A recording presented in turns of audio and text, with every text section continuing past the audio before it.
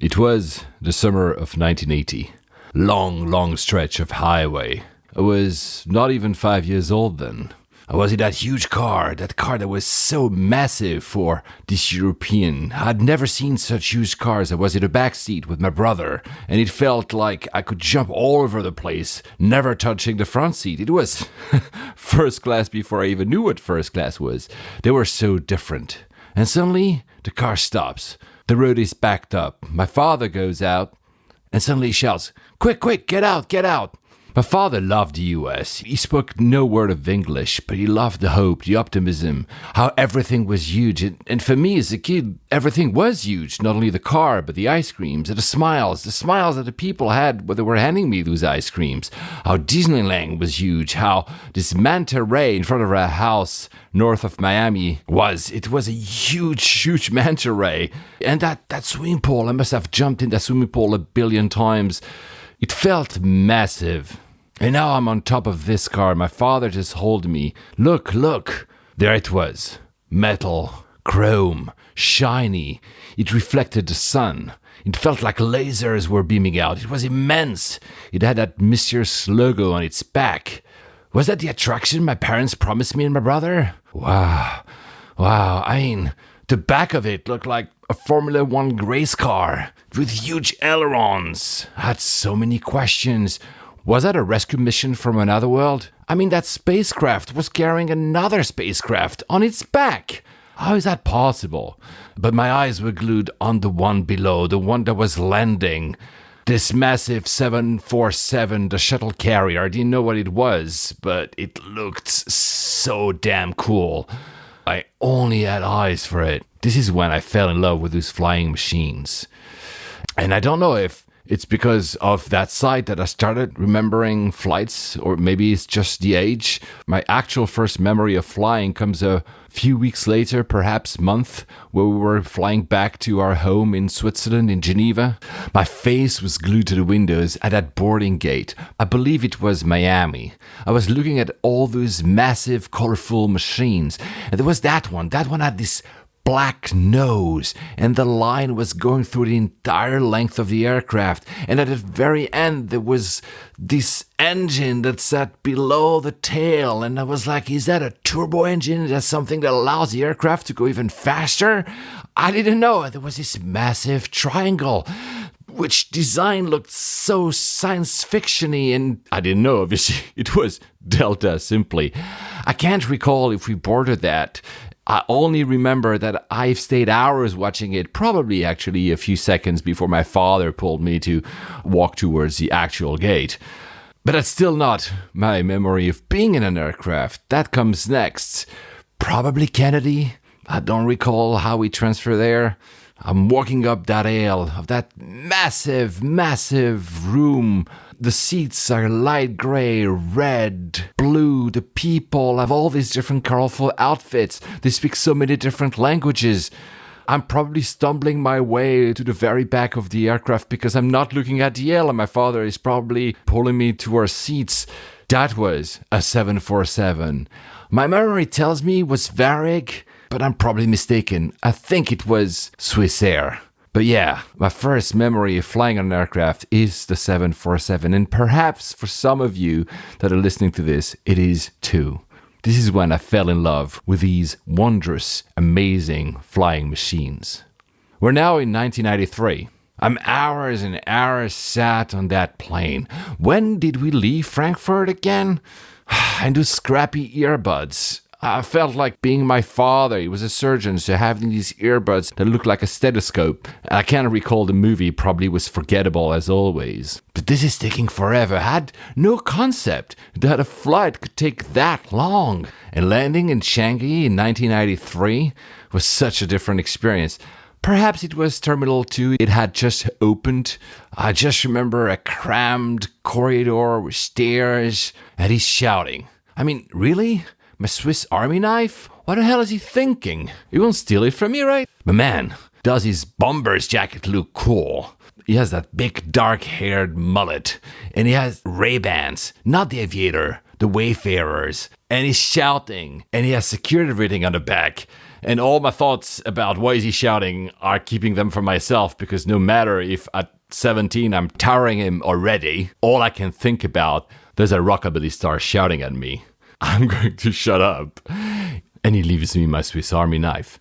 It's my first time in Asia, and all I get is being shouted at in a cramped staircase. And I'm not even staying. This is just a layover. But guys in bombers jackets look cool. I need to come back. Little did I know I had to wait until the early 2000s to do so. But right then, my mind is back to, wow, 9 more hours to fly. Australia is really demanding.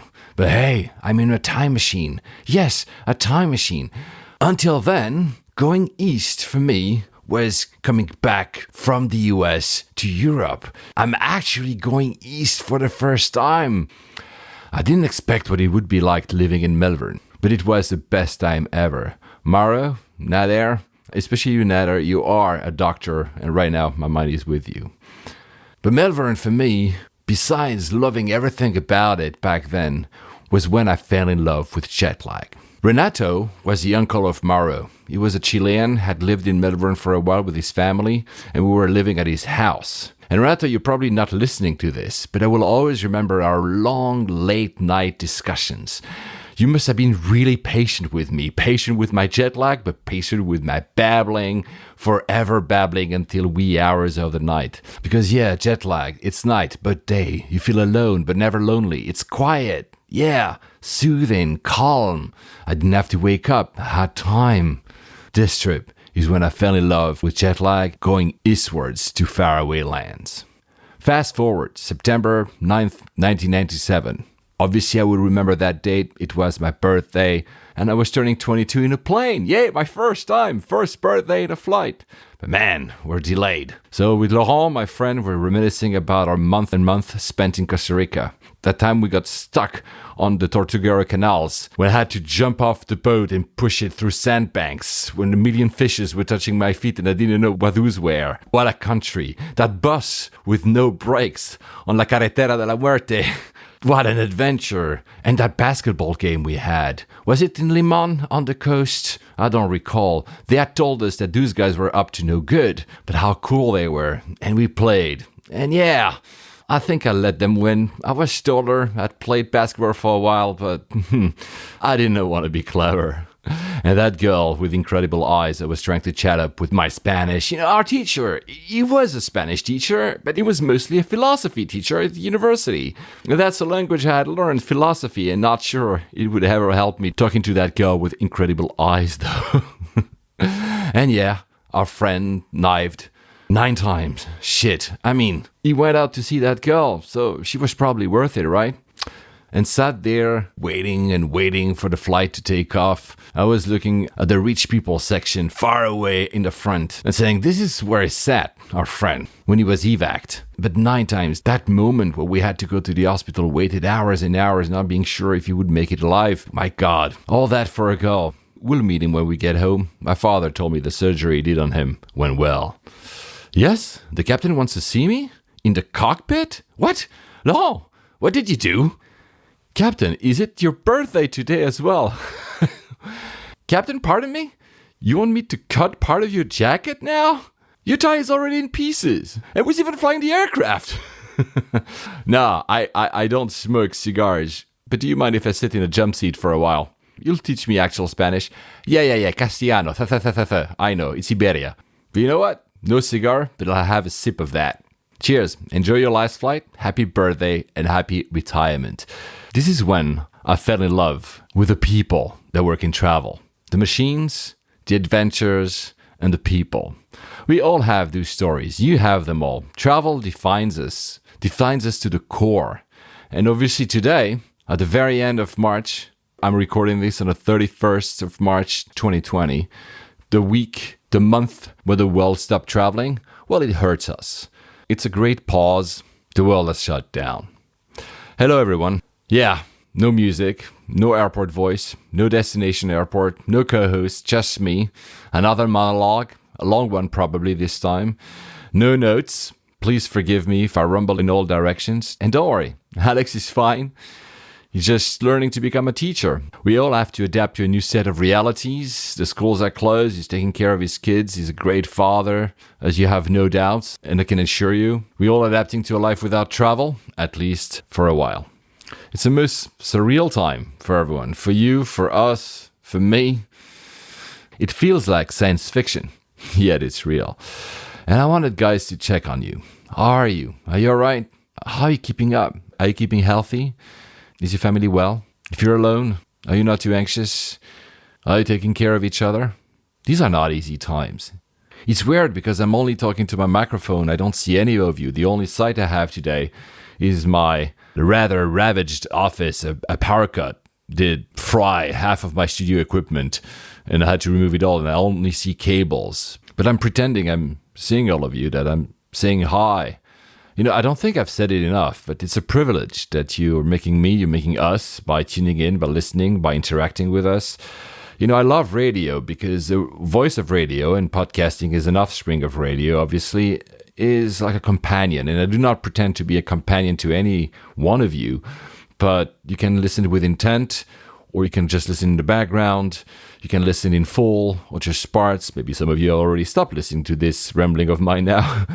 You can listen whenever you want. You can listen at night, during the day. You can listen whilst you're doing your only authorized exercise per day, perhaps, if you're in a lockdown. So thank you. Thank you for having listened to all these episodes and always being here with us and for us. I said companionship. It can be comforting as well. I don't know if my voice is of any comfort, but I really do appreciate you tuning in. You know, at episode 100, I was thinking, maybe I'll pack it in. Maybe I'll stop. We've said everything that could be said. Of course, we're talking about news, but at some point, are we not repeating ourselves?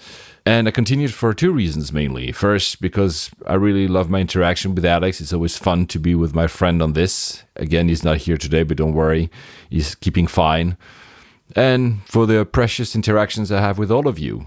We're just an entertainment podcast, a running commentary about the industry that we love. And obviously, we're hurting, like everybody is, when we see that not a single flight is in the sky.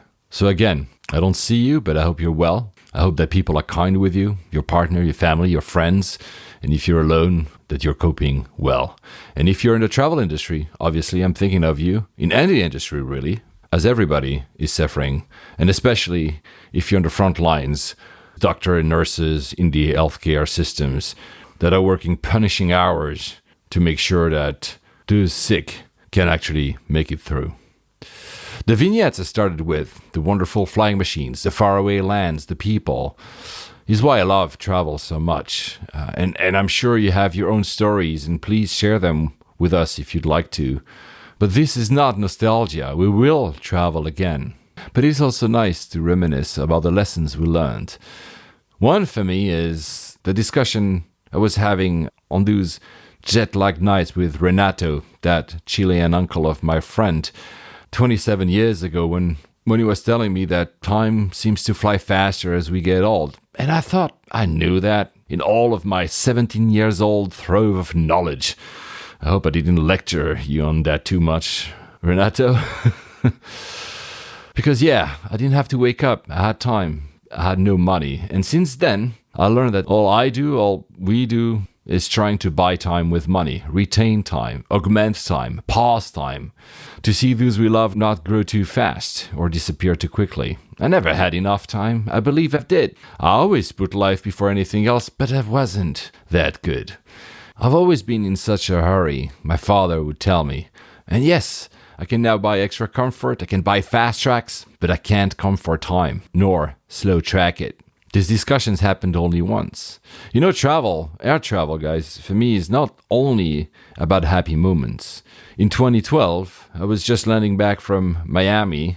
I had been living in London for less than a month. Come back from Heathrow, not even an hour and home, and I'm like, I need to go. Jump on a flight, land in Geneva, 10 p.m. My brother is waiting for me at the arrivals. We arrive at the hospital, and she had died. My mother had died at exactly 10 p.m., the time I actually had landed in Geneva. 2016, I'm buying my flight on my phone in the cab. I'm the first one to board, as I always do, probably. I said, sod it. I booked myself one seat to be the first one to being able to leave the aircraft. I'm the first there sat, waiting for everybody to board. And I feel, the luggage is hitting my knee because, of course, again, I'm tall. And suddenly I take my baseball cap and I push it downwards. My brother had just written to me that my father died in front of him. And I forgot everything about that flight, flying or travel. The decisions I've made were not always happy, and perhaps for you too. It's not always about good memories, but still, it connects us. It's still a far cry from when my father had to travel 52 hours from Switzerland to go back to see his parents in Greece. Flying stays extraordinary. I don't think I ever wanted to be a pilot, by the way, but I always wanted to be a voyageur. And plane travel in the last 12 years, out of which 5 years I've shared some stories with you, were absolutely intense and nonstop. They became a shortcut for jumping in that canal to unstuck the boat, a shortcut to me playing basketball with those Costa Rican, a shortcut to seeking those late night discussions. Being a voyageur, as you know, guys, means seeing the world from above, escaping a narrow point of view, understanding that everyone is perhaps trying their best and that you don't really matter in the end, maybe. It's seeing the world from up close as well, but another, not yours, a window into a reality that is parallel to ours. They coexist, as we need to coexist. Strike that, we want to coexist. Being a voyageur also surely means understanding yourself. At least for me, is perhaps what I'm trying to do. I come from a family of immigrants. They left their countries for economical reasons, for civil war, the one that my father was experiencing after he had been through World War II. Their own parents on both sides were displaced by force, called refugees nowadays. And they always encouraged me to travel, to seek more, to find more, to be different, to understand differences. And probably, I also felt a bit guilty that I had it so good after my ancestor fought and had to live through all this pain to make me and my brother have such a good life. Seeing the world from above is also a promise. The world is beautiful, guys. It's crafted from what we built as humans to what nature grows. It's an addition of infinite details, infinite stories, and forever memories. Seeing the world from above is also undeniably hopeful. Perhaps it's just a narrative, but I was able to grasp resilience, possibilities, futures by seeing the world from above. Seeing the world from above and from up close taught me to be kinder. This is what I want to focus on today. Being kind, kinder, and understanding the possibilities. In the week, the month, the year, the world stopped traveling, kindness is kind of what we got. That there are years like you feel nothing is truly happening. Like a month seems to be lasting a year and it's on repeat. And then there are moments like the ones we're experiencing when you feel a year, a decade is crammed into a few weeks, a few days, and you're trying to hold on to something and it slips as soon as you try. It's dizzying, it's unsettling. And we are all coping in the way we can with everything that is suddenly thrown at us.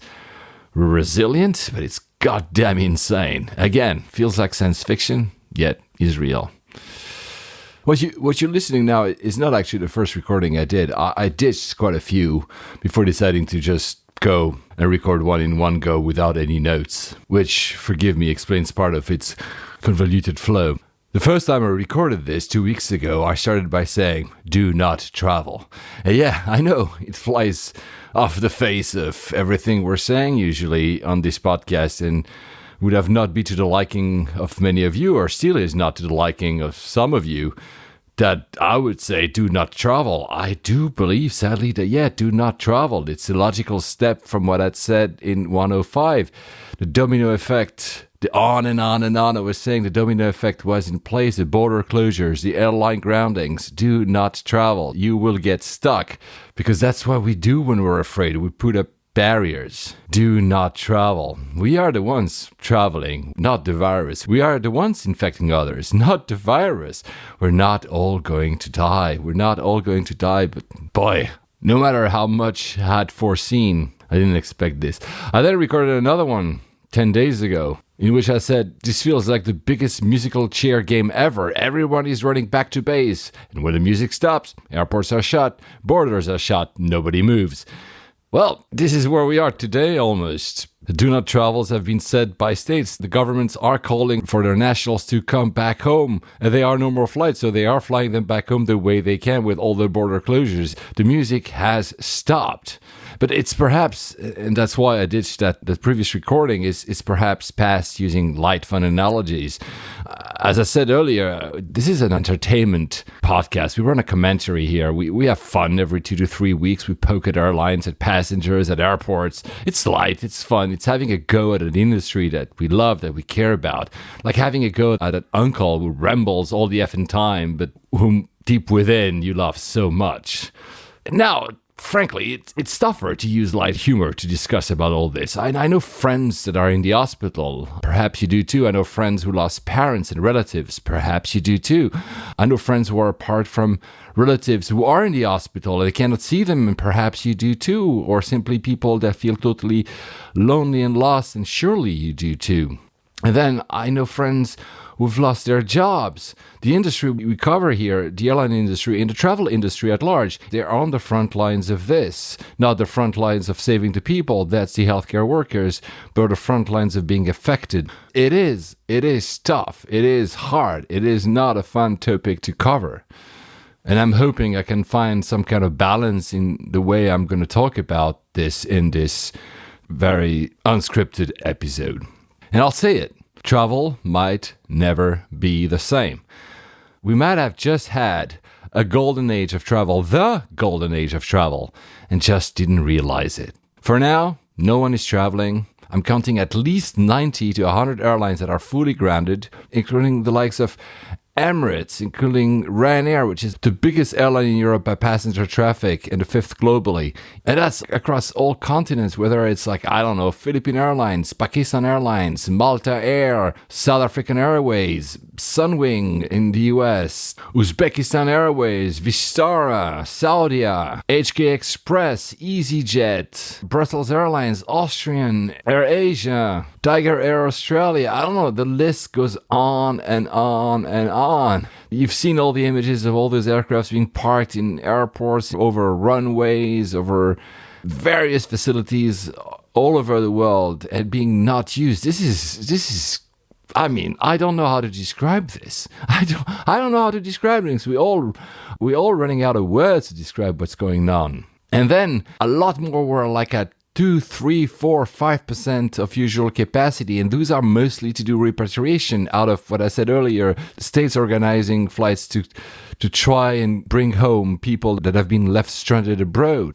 And even the US, as I said, tape delay. Hawaiian is already 90% grounded. American is 80%, but that's 90% internationally. Spirit is about 75 to 80%. WestJet is probably 75% and 100% internationally, as Importer is fully grounded. United is 95% internationally and probably around 70-75% domestic. JetBlue, probably 60% domestic. And only yesterday, on the 30th of March, the governor of Kentucky has basically banned out-of-state travel. So how long do we have until domestic travel starts to be grounded in the US? I just don't know. I just don't know how to describe it anymore. Fly Air New Zealand, who carries usually 50,000 passengers per day across a network, flew no more than 600 a few days ago. I stopped counting. You might have actually seen that. I was very active through the Layovers Twitter account at some point, like every 30 minutes announcing something, and then I stopped. First, there are people that are way better at doing this, are actually tracking all this and explaining all the news, but also because I wanted to keep my sanity, to be frank with you. Europe is closed. The US has put a travel ban to Europe and other countries. India is closed. South Africa is closed. Lockdowns everywhere. South Africa, actually, their lockdown includes the ban of alcohol sales. You cannot even have a glass of white wine while you're waiting at home. All these lockdowns. Even China, who seemingly was in some kind of recovery, has banned foreigners from entering the country because they're afraid of a second wave. The super hubs that we always talk about. Singapore is closed. Singapore is doing pretty well inside, but they've closed transit passengers as well. Hong Kong has done the same. The UAE is fully closed. I mean, the rule books are out of the window and it's impossible to read. And I don't want to buy into my own narrative, and I find no satisfaction, but this is exactly what I had feared when I did this introduction in episode 105. It's on and on and on, and April, tomorrow, is the month where the world is fully stopped. Yes, I know some airlines are still flying a little bit, but come on, I mean, the loads are nil. Just read what IATA wrote this morning. There's nothing happening. The losses are massive, and the oil price being done will not help save the airlines.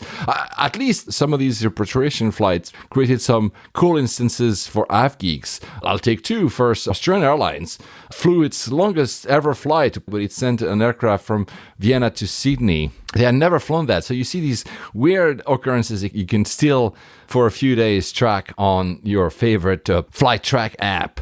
The one that stuck, obviously, is Air Tahiti Nui, which with a 787 did a Papeete to Paris direct. So usually they stop at LAX. But because there's a US travel ban, and Papeete is an overseas territory, it's a semi-autonomous territory of France, it basically is a domestic flight. So they flew from Papeete to Paris. That's, 8,500 nautical miles. It's the longest flight ever. It's longer than Singapore-Newark. It's insane. At least we get kind of that to keep a little bit of smile up. And these repatriation flights are super complex. Countries are under lockdown. They don't allow anyone to go out or anyone to come in. So there's heavy negotiations. We just learned here in the UK that yesterday the government released 75 million pounds to pay airlines to go grab people from abroad. I think some flights from Lima already happened, but there are people stranded all around. And even the countries, as I hinted with the super hubs, even the countries that we thought were all fine, like Taiwan, has closed for fears of another wave.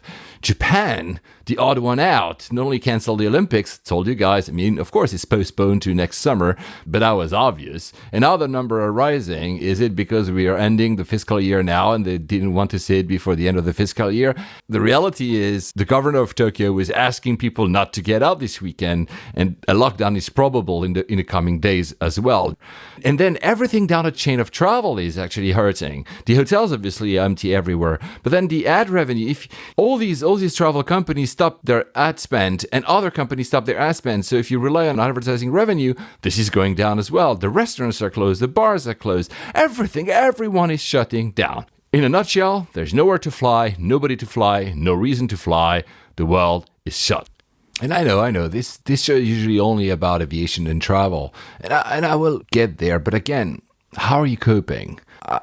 Be kind to each other and be kind to yourself. We all have ways to cope that differ, and they all are respectable in their own ways. And we're all, and that's very important, we all are different stages, depending on where you live, how much you've been affected, the decisions that happen around you that are out of your control. When you started feeling this, your experience is valid. As you know from 105, I was perhaps lucky to feel that coming early. So I went through a lot of the stages.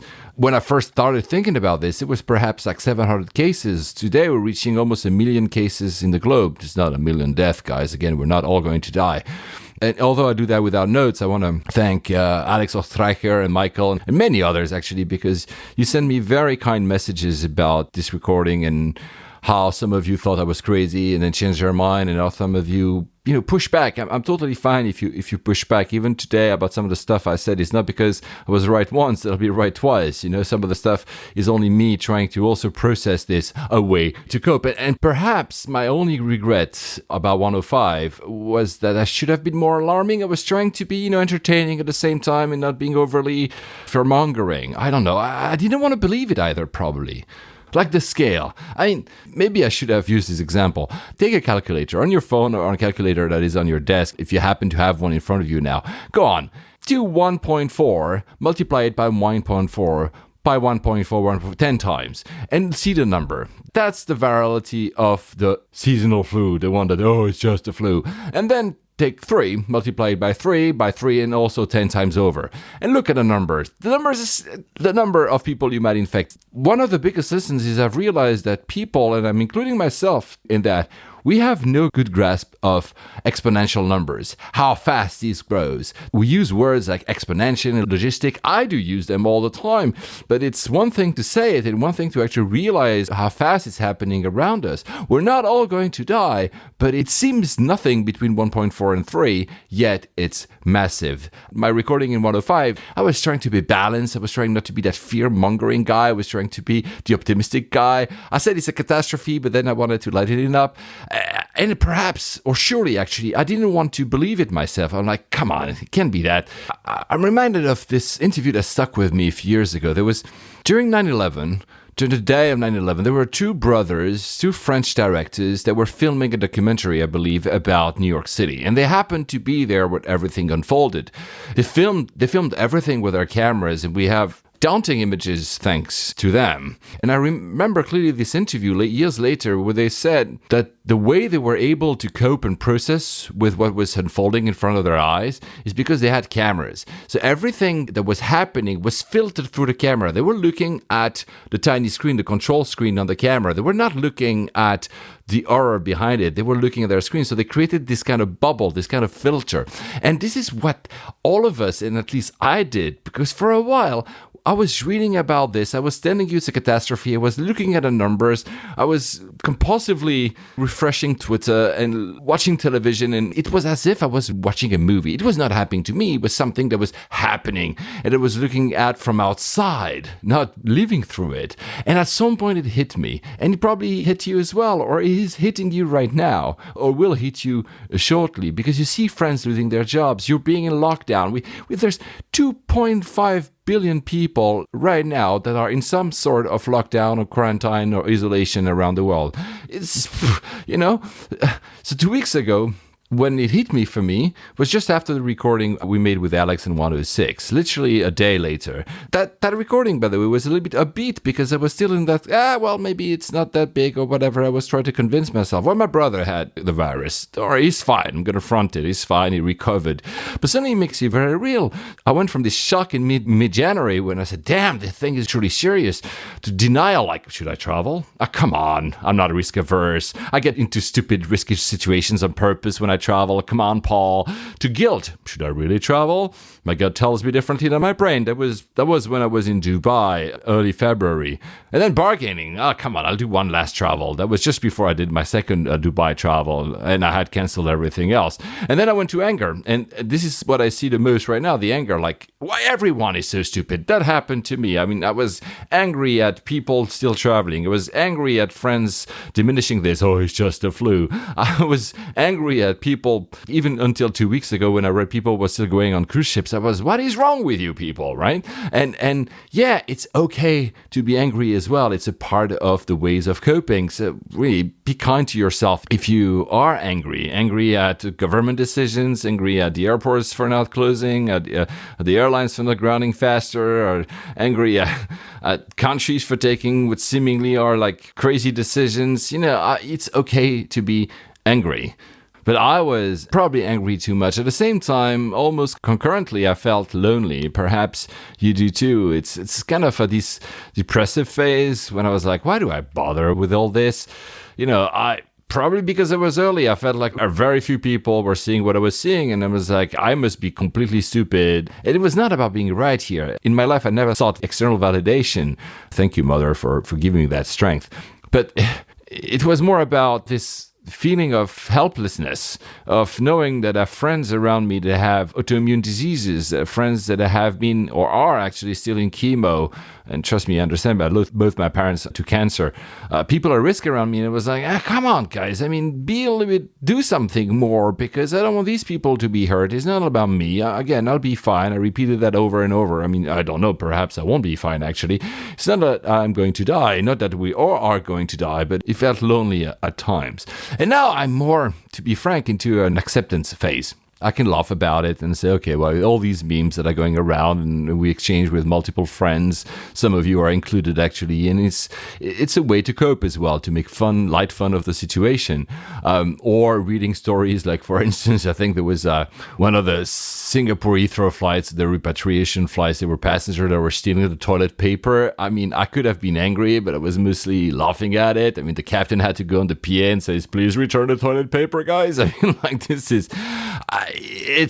I'm past being angry because I want to go through to a more of a reflective and reconstructive phase. I mean, it is what it is, right? I have no control, and you probably have no control of what's happening around you. The governments are implementing lockdowns. The governments are telling you what to do. Of course, you can be unhappy about it or disagreeing with some of the actions they're doing, but you have very, very low control. So I believe, and I'm no therapist here, I believe it's okay to be a little bit light and to try to make the best out of this situation. And I understand it's easy for me to say. I live in a big house, I have room, I have a garden, I can enjoy some sun because, believe it or not, it's sunny actually in London. And though my business is affected, trust me, it is. It's yet at least not the end of the world. So obviously I'm in a privileged situation that allows me to be less angry and more accepting of the situation. And some of you might not be. It can be abusive relationships. It can be bad family situations. It can be anxiety about the future of your job, or you might have already lost your job. And I know, again, a lot of friends who have. So it's no fun at all. I'll come to these bits about travel industry in a bit too. So yeah. Be kind to yourself. Never mind where you're standing right now. We have to work it through together. There's literally not a lot of other choices. We're not going to die. I'm thankful to be in a stage that is more uplifting, finally, thankfully. But this is damn tough. And I know the anxiety can wear you out, and take a step back and understand that every one of us is at a different stage of information. We're in a world of competing information on Facebook or news or television, and depending where you are, what you're getting, you have no control. I'm no one to tell you how to cope. Just try to take care of yourself and each other, and be kind to yourself and each other. You know, I've even become kinder to people that in the travel industry usually get me mad, the influencers. I'm not a huge fan of influencers. And I see some stranded. Actually, I have even friends of mine, digital nomads, who are stranded because there's no flights, there's no way of getting out, their visas are running out.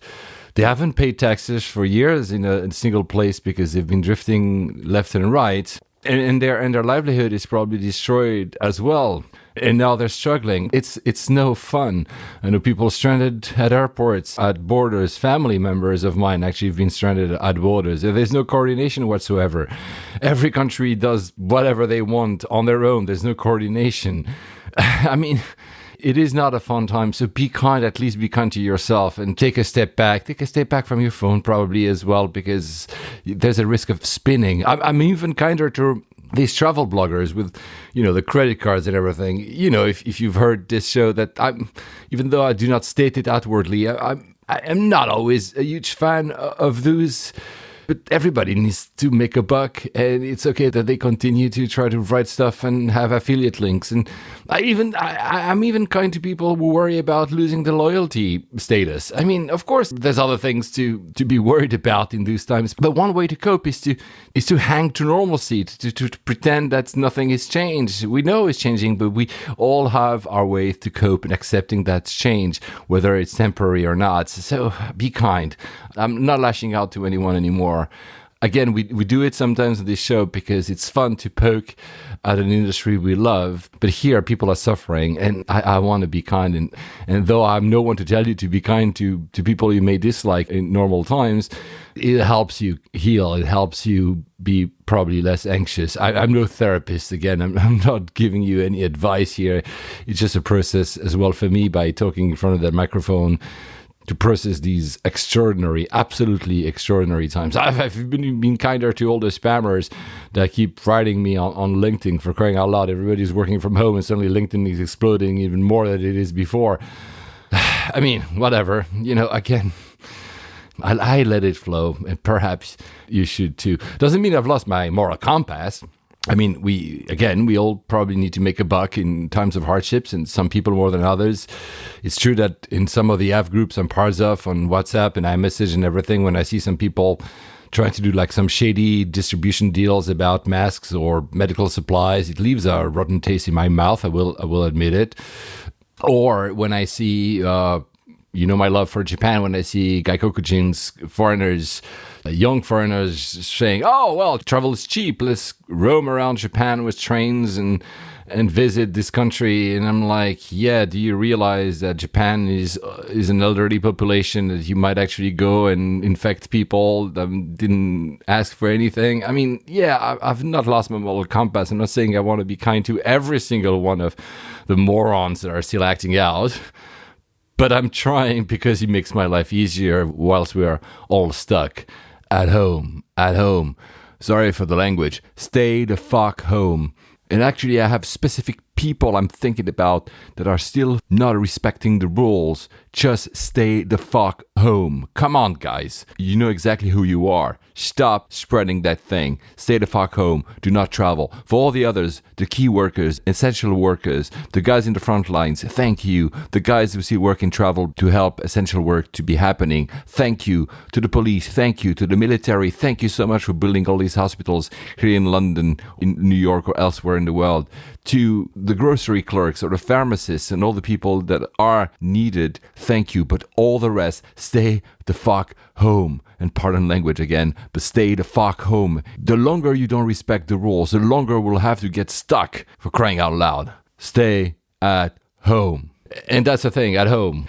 When we're flying, we're in a metal tube, and some people don't like it. You hear often Alex telling you how he wouldn't really like to be 17 hours on a London to Perth flight because that's way too long. So now we're going to be like, 2, 3, 6 months on lockdown in houses. I'll come to that with the implication for the travel industry later. But we're losing that sense of agency. We're forced home. It's not a choice. I'm lucky because I've built my company around this agility and this ability to be working from home in hotels. So I'm totally fine working from home. I'm used to it. I have a full-on office here. But it's not the case for everyone. Some people might not have the right infrastructure, or might not have a great place to be at, might have, again, their job gone or at risk. The money is tight. So be kind. Be kind to yourself. Be kind to each other. And perhaps you're young. I know that some of the listeners are pretty young, and it's your first crisis, or it's even your first time losing a job, and it's not fun, especially if you work in travel. Look, you might have realized I never stated it. You might have realized that I don't really talk about my private life much. This is a rule that I've put to myself, that I never talk about my private life, whether it's on the podcast, online, or on stage. I put a very big wall between me and what I project, what I talk about. But look, my life partner, my best friend, she works in travel, handles thousands of employees. I can see what's happening. It is hard. It will be hard. She's in good spirits. Don't worry. She's a fighter like I am. But be kind and be together. We haven't seen the big layoffs in general, actually, not only in the travel industry or the air travel, because governments have thrown the rule book away and created plans like in a few days and finding ways for these layoffs not to happen. So you've heard about unpaid leave, furlough, which is basically the same thing. It's happening all around the world. And depending on which country you're in, the governments, because they have to act so fast, are using processes that exist already. So you look at Germany or Switzerland, they're paying people to stay at work. So they're replacing the companies to pay the salary. So the people are still working. They might not be always work, but they're still working. In other countries, like here in the UK, they're paying for unpaid leave for the furlough. They're telling you, you're not working, but you're staying on the payroll of the company, of the airline, of the travel agent, of the handling company, of the airport, but you're not working. The government pays the company to pay you for not working, which is very different from the first case that I just mentioned, where it is the government pays you to keeping working. In other countries, they're attempting direct payments. I think that's Sweden, and perhaps the US will do a one-shot payment across the board. And in other, it's simply by unemployment benefits. And we know that the US, being a quite lax market for labor laws, well, the layoffs will happen there first. And they have happened in the hotel industry. We have seen already like a lot of layoffs happening.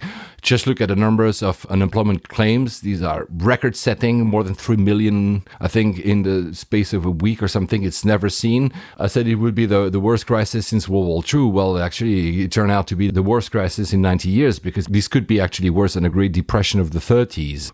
And I'm sorry, this is not about freaking you out or freaking myself out, actually. To be prepared is to be ready.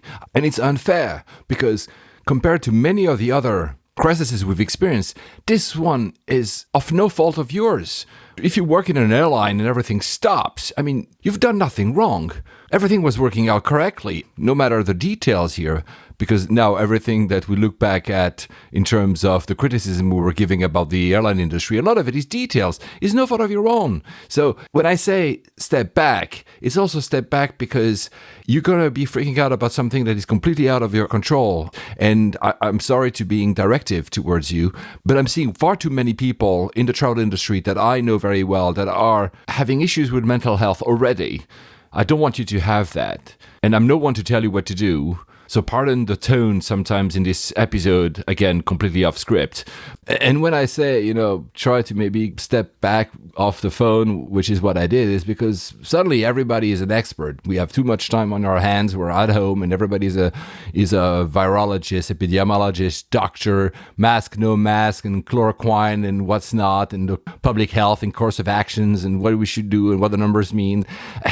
The second regret about 105 is I said, I'm no epidemiologist, but then I said, maybe take a flu shot. I shouldn't have said that. It was me, I don't know, I was trying to find solutions probably myself. I shouldn't have said that because it's not even actually sure that this helps at all, or even actually if it could worsen. So don't listen to any of medical advice from people that are not qualified. Listen to health experts, listen to your doctor, listen to your public health experts in whichever country you are, because they will make mistakes, but they are trying. I still maintain that masks are maybe not a bad idea. I know the Czech Republic has mandated them. I wouldn't be surprised if other countries start to mandate them. They're not perfect, as I said in 105, but perhaps it's not a bad idea. But again, I'm no expert, so don't listen to me. Listen to the actual experts. And don't freak out about the numbers, no matter if I mentioned some earlier, because still noisy. Every country counts differently, who they count, who they're testing. The only thing you're going to achieve is freaking out because one curve is that and the other curve is this. I don't think it's actually that useful. Take a breath. At least I'm trying to take a breath. I know I speak fast as always and too long as always. And if you're still with me after me talking for an hour now, thank you. And you know what? I'm even kind to governments.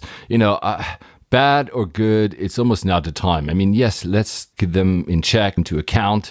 We shouldn't leave our guard down. But nobody, no leader is prepared to shut down their economy, to shoot their economy in the gut whilst asking everybody to stay home. Nobody is prepared to that. We should have been prepared. It's not a black swan. The black swan theory, if you've done political science like I did, pol sci at university, you know what it means.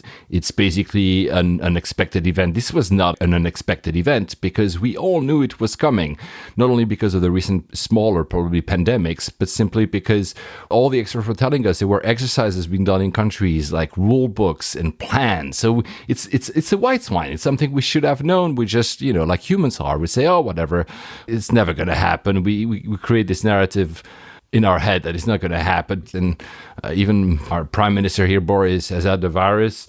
Apparently he's already cleared after 3 days. I don't understand how that works, but you know what? I'm not a huge fan, but then again, I'm not wishing anyone to be sick. I'm not wishing any one of you to be sick. I'm not wishing any other leaders to be sick. I think it's very human to always believe that it's not going to happen to us, We should have acted earlier. Well, every country did that, Every country, whether it's Europe seeing Italy, then other countries, now it's probably the US, and everybody seems to be smarter after the fact. Well, nobody really truly cared for a long time or thought at least that it wouldn't happen. It is very human. It's sad, but it's very human, and we kind of need to accept this and be better prepared for the next time. Which leads me to another point, and I'm sorry because it's not only about aviation, but it includes travel. What is it all about that competition? My country does better than yours. My city does better than yours. Guys, I mean, is it useful that you go online and say, if Sweden had done this, if the Netherlands had done this, if New York had done that, if the UK had done this, and like throwing that at people who live in these respective places, as if, again, these people have any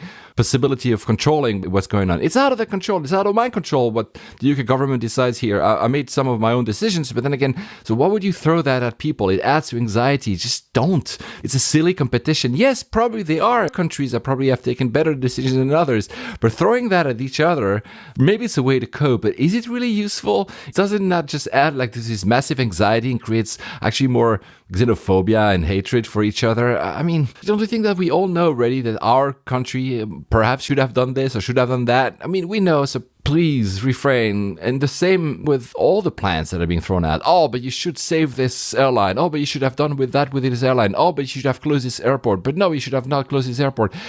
Again, these are things that we can discuss, and we will over time, obviously including on this podcast, but I don't believe it's actually very useful to shout at each other, believing that X country, X company, X airline has done much better than the other and has reacted in a better way.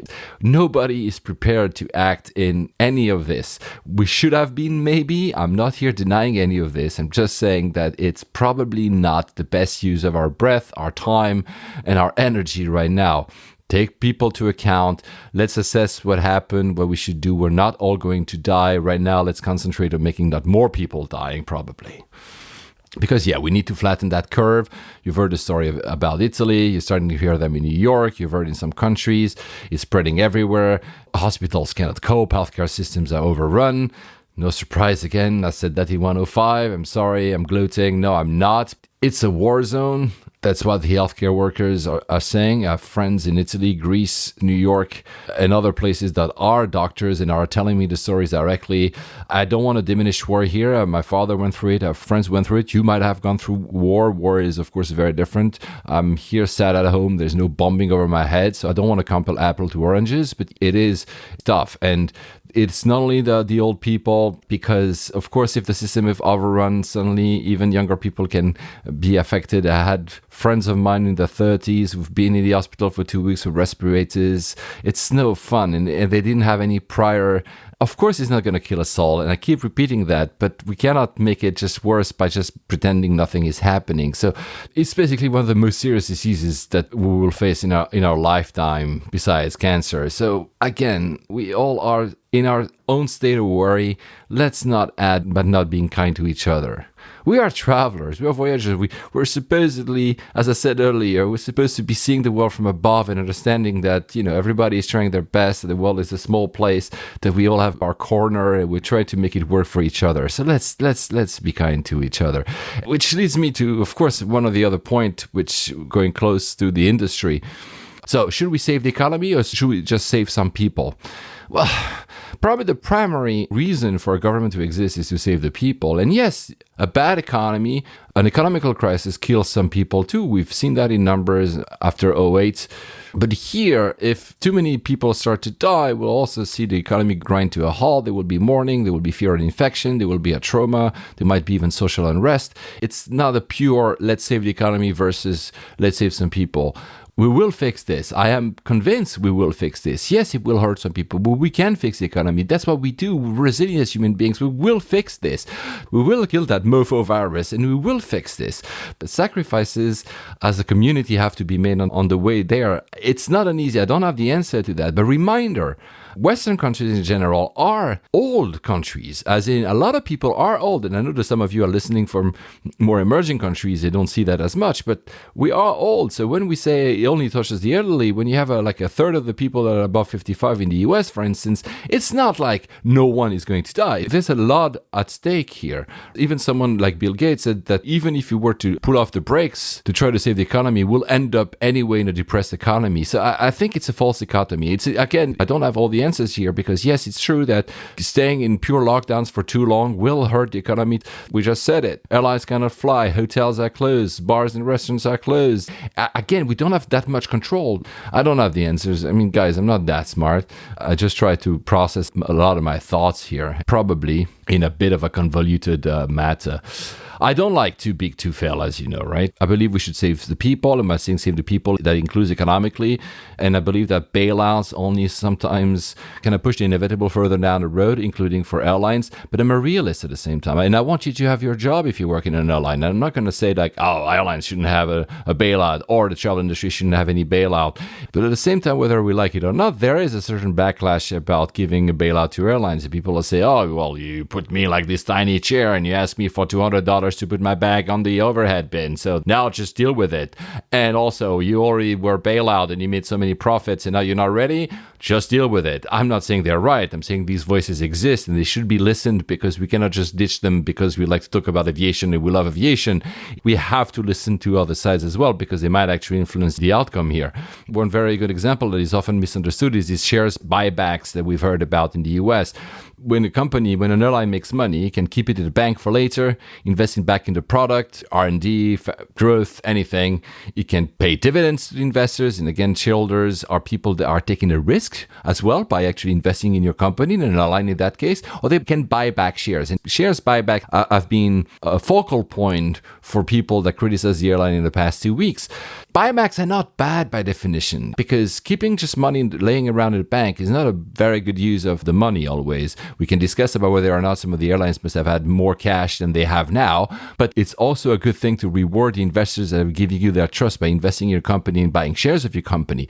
So in a normal sense, shares buybacks, which is basically a way to say, okay, the company buys back shares off the market, and then if you have, let's say, $100 invested in United, that $100 becomes $110 simply by the fact that there are less shares around, so your share actually goes up almost automatically. That's a share buyback. The issue obviously is whether or not some of the airlines have used bailout money to do shares buybacks, which is a moral dilemma, let's be clear, and probably shouldn't happen with the current bailouts. We'll see if there's any rules attached to those.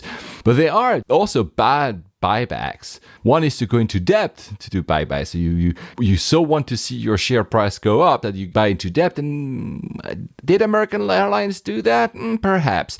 And another very bad incentive, obviously, that a lot of the CEOs actually are incentivized on the share price. So they might actually want to see that share price going up so that they're making more money, and they will actually either go to debt or use bailout money to do share buybacks over time, which is morally wrong. And this is why you have these voices of dissent about whether or not the airlines or any actually industry should be bailed out. But it is going to happen. So Norwegian received some money. Will it be enough? I'm not sure. Finnair received, I think, 600 million euros. The US Airlines just got a big package, I think, of $50 billion, if I'm not mistaken. Singapore Airlines got an injection from Temasek, which is the Singapore investing arm, of $12 billion. So they will ride this out probably. Alitalia, our beloved Alitalia, was renationalized. We've done other plans. It's probably going to be a much smaller company at the outset of this. I think it will be decided next month because they're losing far too much money. I mean, have they never lost far too much money? It's going to be like a third of the size of the previous company. In the UK, there's no bailout, and it displays the complexity of the situation here. The UK believes, at least so far, that they gave money to everyone. There's a 700 billion package that has been released for every type of company. Whether you're a small company, whether you're a bar, whether you're a hotel, whether you're an airline, you can furlough, as I said earlier, furlough your employees, keep them on your payroll. The government steps in for these unpaid leaves, which allows you to buy time to reduce your costs temporarily. And what they're saying is that airlines, like any other company in the UK, so that's Virgin, that's BA, etc., can actually enjoy the same benefits as any other, and they don't want, at least for the moment being, to do any type of specific type of financial injection to specific companies or specific industries, which I believe is fair, because that crisis we're going through, it touches literally everyone. With everyone is locked down, some people, and I'm thankfully included, can work from home and still make some money by being at home. Some other factory workers, or again, everybody who works in the service industry or here in the travel, hotels, etc.,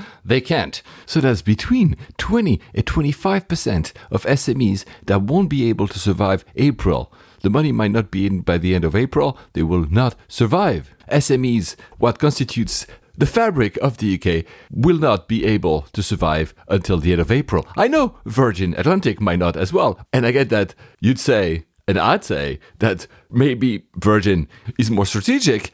But do we know that? Do I know that? It's not only airlines. Everybody has a reason to be bailed out in the end, which leads to this other big conundrum that will actually happen at some point for the airlines and for the airline industry and the travel industry, is that I'm not sure you can bail out everyone. There's a competition of bailouts. Who do you bail out? It's true, the airlines have been hit first, but now everybody is hit. It's the worst crisis in 90 years. And the entire economy is going down. It's not one specific industry that is going down. It's not two specific industries that are going down. It's literally everyone. There's some economists saying we're going to lose 20% of GDP on the quarter. 20% of GDP, that's every single one. Can governments actually help specific industries? In our case, the airlines? I'm not absolutely sure. Some have done, as I've given a few examples, and some will perhaps continue to do so. Some will add some, but some at some point will say, maybe now, not anymore. We can't save everyone. There will be bailouts for everyone. Take whatever you can within it, and that may very well lead to bankruptcies. I found some numbers. Ryanair has apparently 18 months of available cash. IAG, the parent company of Iberia and Vueling and BA, has 16 months, though I've heard with other sources that BA only has 3 months of available cash, so being able to pay for what's happening. EasyJet has apparently 10 months available cash, Wizz Air 8, Air France KLM 3 to 6.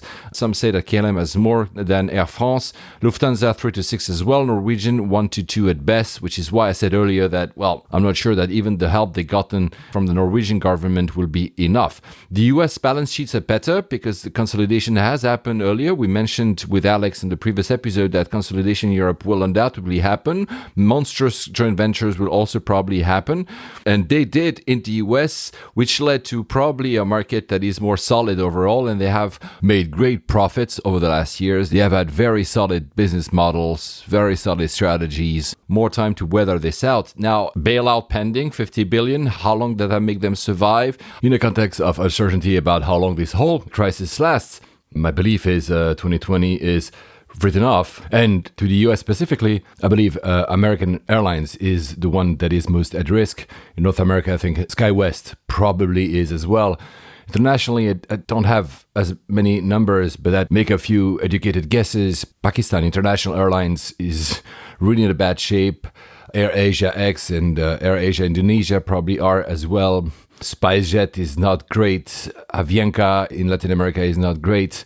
Asiana got a bridge loan, but also is not looking amazing. Air France KLM in Europe, I mentioned earlier, is one with obviously Norwegian, as I said, but Air France KLM is probably at risk as well. And on the other end of the spectrum, I said Ryanair is more than fine. Companies like Copa or Air China should be fine, as is Indigo and EasyJet. As I mentioned just earlier, AirAsia parent seems to have cash to survive this a little while, but AirAsia is a complex matter. Cathay Pacific should last, I guess, 7-8 months before needing cash. Qantas probably 4-5 months. ANA 3-4 months, Korean Air 3 months, I'd say, before they need cash inflow. Before I go on, the end result that you will listen to on this podcast will be without, because I'll tighten it up, so it will be without me taking pauses and exhaling, because at times when I say that, I say it fast because I want to maintain an episode that goes under 2 hours, but it's not that I'm reaching for air, it's that I am baffled by the immensity of what's at stake here. It's truly baffling. It's hard to grasp. And finding the right tone to say this all is also something I have been, and I am still, you can see it in this recording, struggling to find. Should I be upbeat? Should I be very dramatic? Should I be in between? I'm trying to have a little bit of everything. And I hope that I'm not creating more anxiety to some of you by stating all this. These are facts, even though later on I will go to more projections. But forgive me for an end product that will be tightened, that will have some cuts here and there because I've been babbling for too long. I hope you can still at least learn something. And please, as always, I don't need to tell you this. Feel free to disagree or bash me or give us a 1 star. No, please, not 1 star on iTunes. I hope I'm clarifying some of the things I'm seeing for you here. So back to the industry. Beyond available cash, beyond what they need to pay for the balance sheets, some airlines have more aircrafts that they actually own, so not owned by lessors.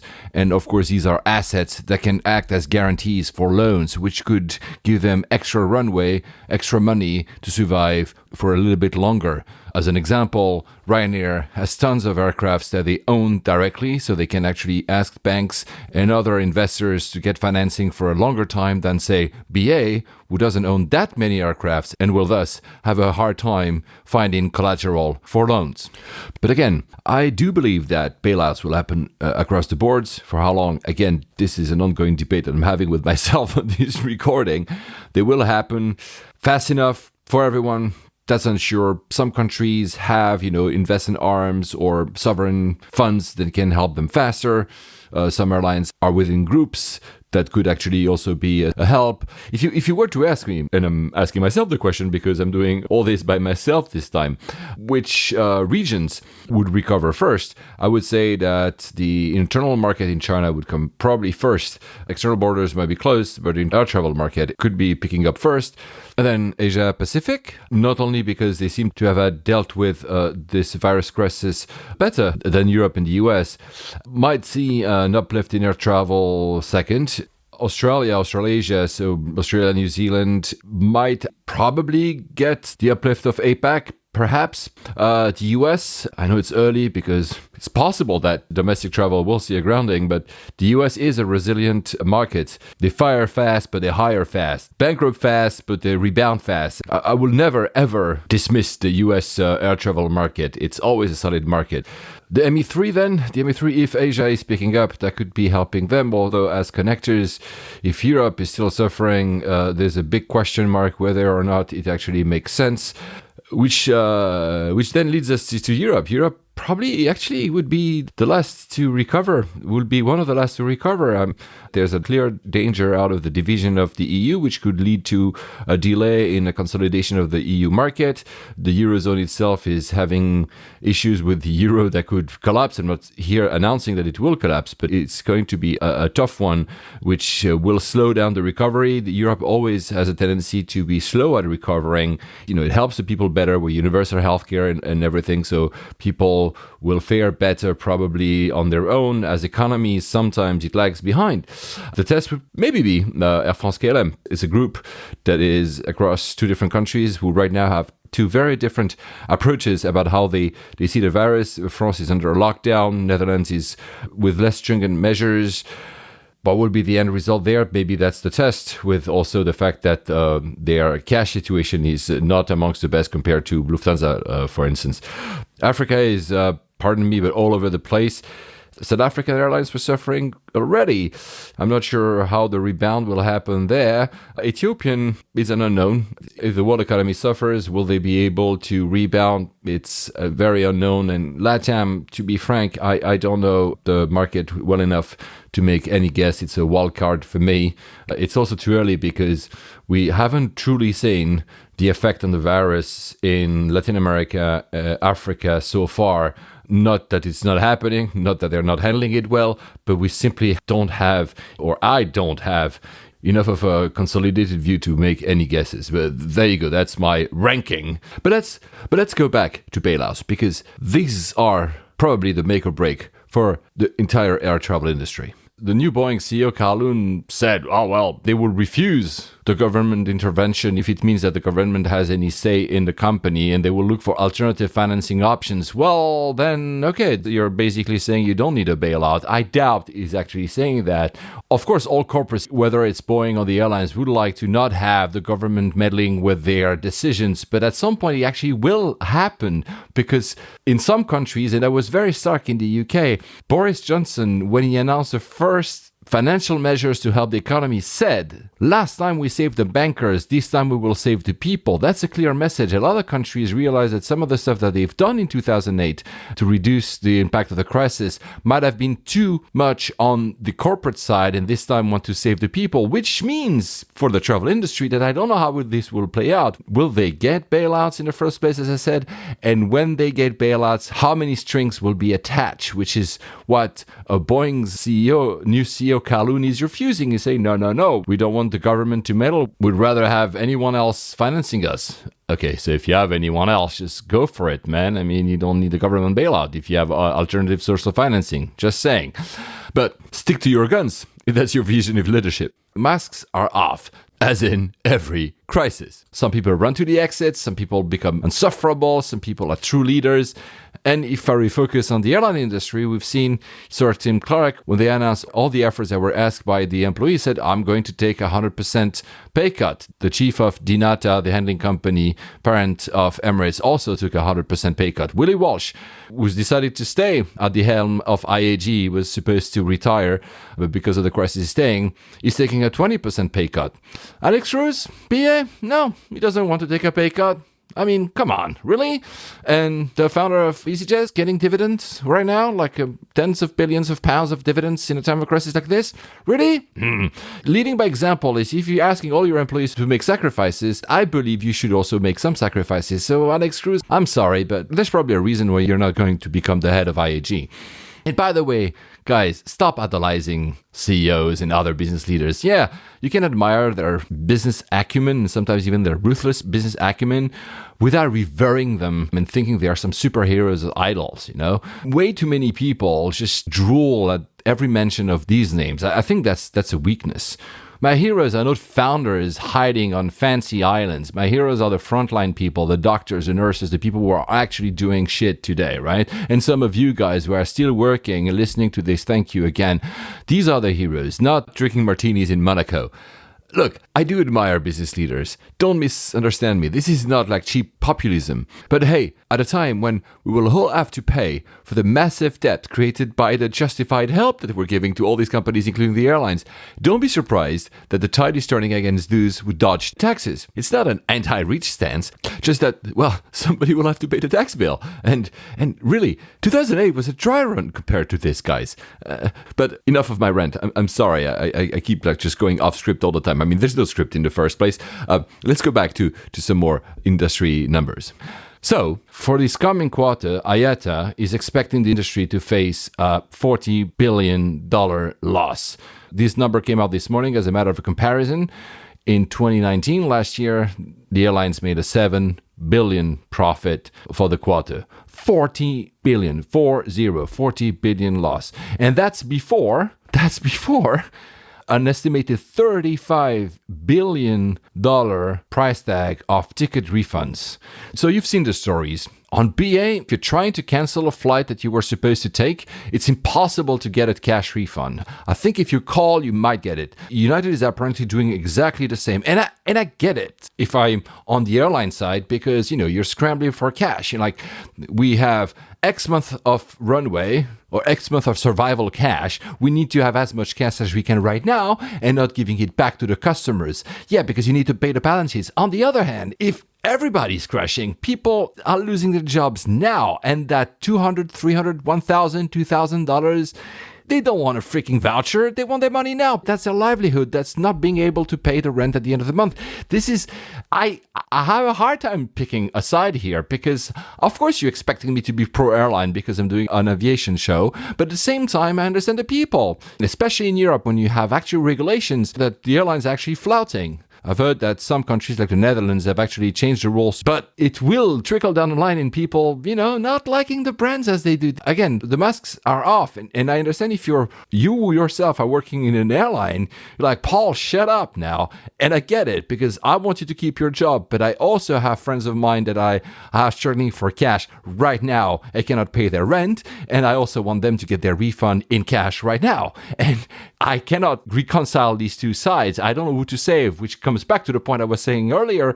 Who are you saving? Can the government save everyone in this extraordinary time? You know, Basically, it all boils down to a timeline. How long will this crisis go for? How long will this virus affect us? I have no idea. My timeline in my own head has been set now for 2 months on an 18-month timeline. That doesn't mean 18 months in confinement or 18 months in lockdown. That means that the full crisis will take 18 to even 24 months.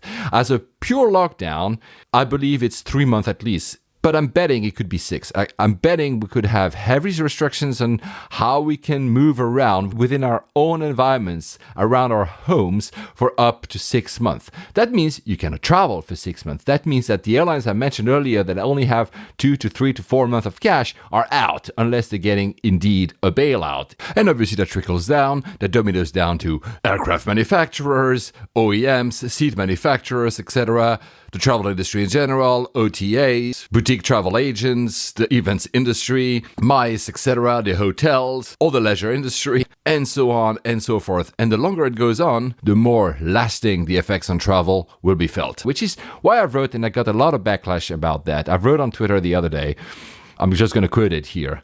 Reading about people planning international travel for the summer, sweet but total delusion. International travel will not come back, not this summer, not this year. There's no back. It won't be the same for a very, very long time, if ever. Look, I want to make this clear. This isn't what I wish on the industry. When I'm saying it could be the end of a golden age and we didn't see it, isn't that I want it to be the end of the golden age? For crying out loud, I'm so happy to have been able to fly low cost and high cost and everything, crisscrossing the world for all those years. I'm just trying to laying out my understanding of a current reality. I do not wish that. I really hope we can crush this and be exactly like before. I just do not think that we can go back. After a crisis, we never go back. We go further. We go ahead, and maybe the ahead will be better. I hope so. I truly hope so. I don't want any of you, especially those who are working in the airline industry, aviation industry, the travel industry, to believe that I'm saying that out of any spite or any negativity. But perhaps the last 10 to 15 years of massive growth will not be matched for a very long time, if ever. We will travel with a new set of market rules, a new set of realities, yet to be defined. That's what I'm thinking right now. Again, it's all about the timeline. You know, in my line of work, what I do is I take trend lines that are existing and I'm trying to see where are they going.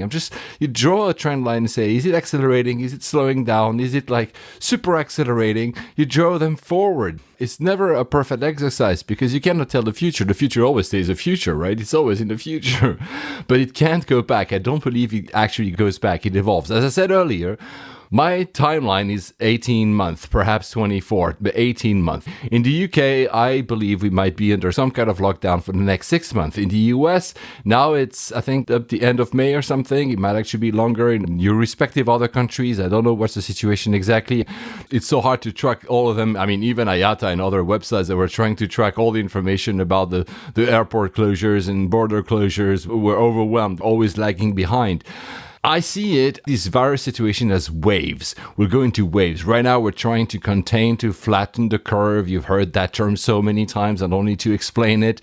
At some point, we'll relax the rules. But, you know, this virus is like guerrilla warfare. Not to diminish guerrilla warfare here, but it's like guerrilla warfare because the virus is just going to sit us out. It will circulate quietly among households, and as soon as you relax the rules, boom, it goes off again.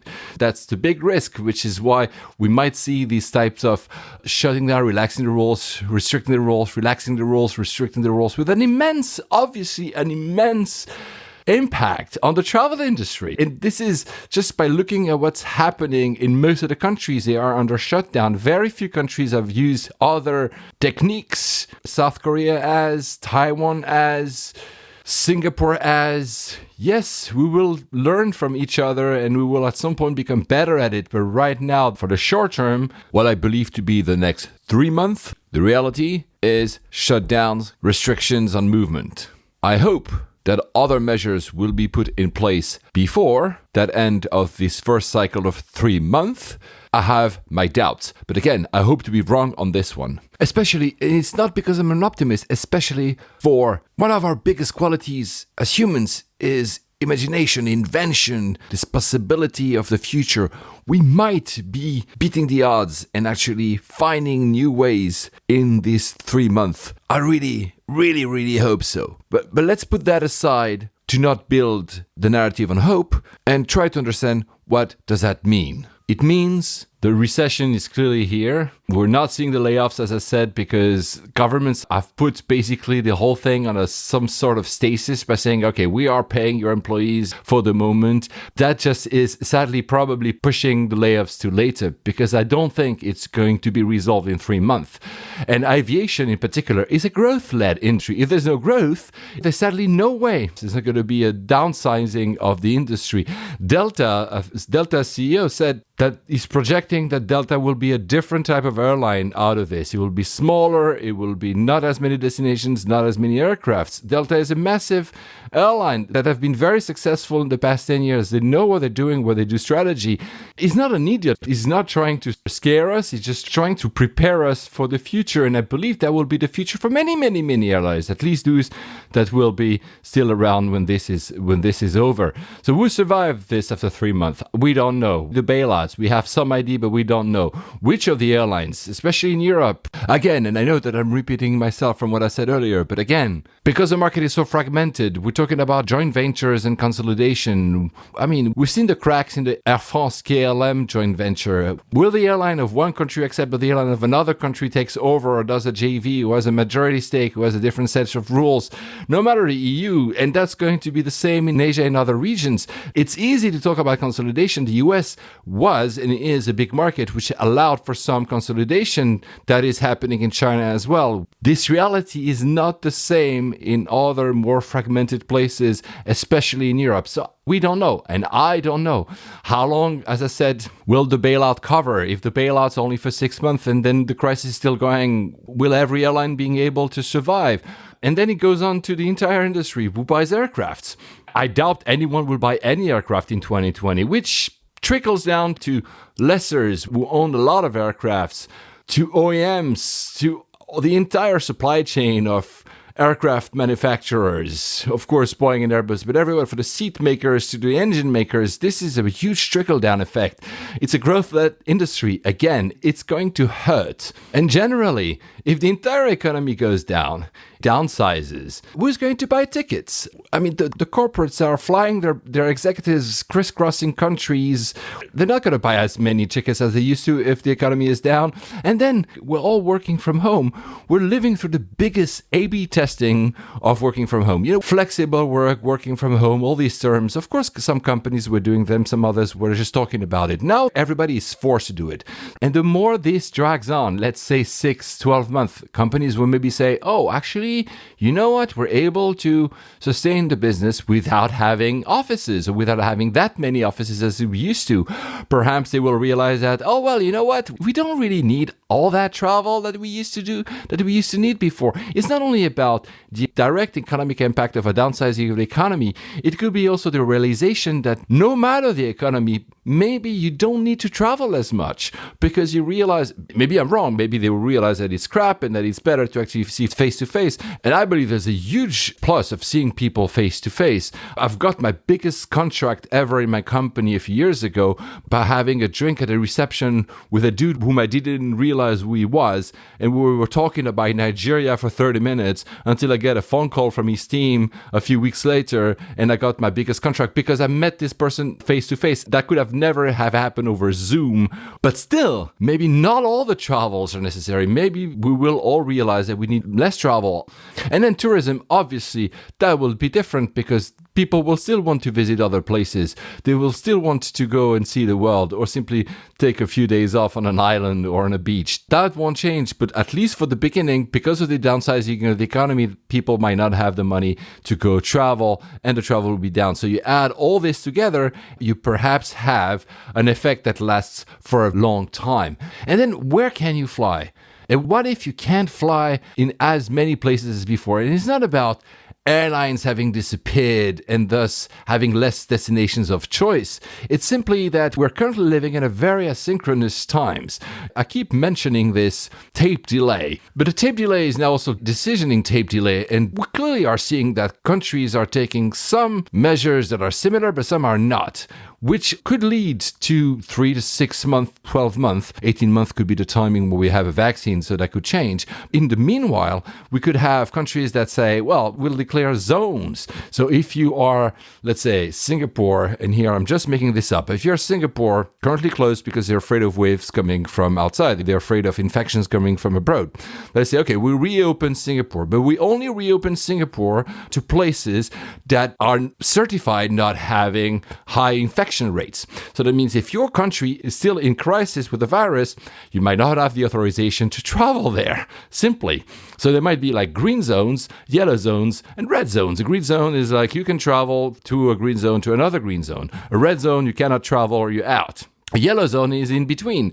So you still have a crisis, but it's on the way down. So we're going to have like more hassles for you. We're going to make like China did before closing the border. There was these crazy images of people flying from London to China. A lot of Chinese nationals wanting to go back to China to avoid a potential crisis that is happening here in the UK.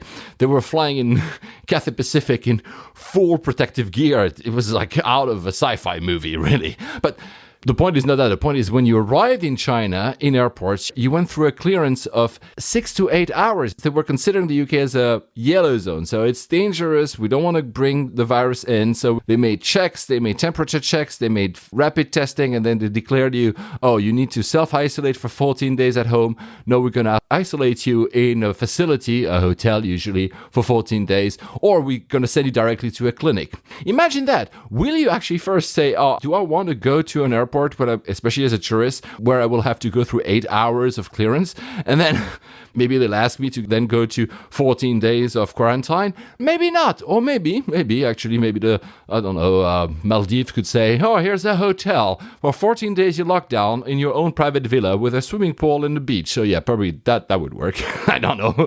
But this is a trend that we're actually seeing. You've heard Donald Trump, your president in the US, guys, that basically said that. He said he might lock down parts of the US and other not. This is that. This is the red zones, the green zones. And if you are from a green zone, you can travel. And if you are from a red zone, you can't. No matter if that will happen, is it constitutional or not, Andrew Cuomo agrees or not, these rules might happen, especially internationally. Some countries will say, we want to reopen to international travel, but we will limit who actually gets in, depending on the country. So travel will have more friction. It will be more difficult. And could be both, who gets to travel? So Germany and the UK are both currently mulling plans with testing ramping up. Germany says that you had it, you've tested, you've recovered, you can go back to society. Meaning that you are cleared basically to go back to your normal life, which creates, by the way, a big ethical problem because people who didn't have it, of no fault of their own, maybe they stayed home even before the orders were given and they were very careful of not getting it. And then they're being told, oh, well, too bad. You didn't have it, so you have to stay at home now. And you cannot go back to normalcy, which is so unfair. It's a true prisoner's dilemma right here because I don't think I had it. I mean, I will know eventually because the UK wants to do the same. They will tell me, Paul, because you didn't have it, you have to stay home. Okay, so I can't go to see any clients. If the client says, Paul, we need you at this meeting next week, well, sorry, but I don't have the certification to go. So maybe they like me, they'll keep me, or maybe they'll go for another Paul that had it and can actually show up to the meeting. And that's not the worst because it could be I'm an employee of a company and my company says, oh, well, you cannot come back to work. Well, perhaps we should hire somebody who already had it. So the incentive here is to get it. Am I right? But I mean, I get what the governments are trying to do. They're trying to save the economy. So they're going to try to fast track some people back to normalcy. The same will apply, obviously, for travel then. Of course, this implies that your body has built some immunity having had it. I'm no scientist to judge if that's the case or not, if you can have it a second time or not, but the plans are in motion, creating some kind of a, pardon the wording here, immunity apartheid. If you had it and you're immune, well, you can go back to work, you can travel. If you haven't had it, too bad, wait for the vaccine. So for 18 months, we'll have like different communities, because right now we're taking care of the not yet ill and the ill. And we're trying to flatten the curve to save the ill and hopefully having the not yet ill not overload the system. But at some point, we'll have to take care with the three groups, the not yet ill, the ill, and the recovered. And the recovered might be ahead of the curve. It's unfair for the not yet ill that might be told to stay home and not travel. Maybe the recovered will be able to travel.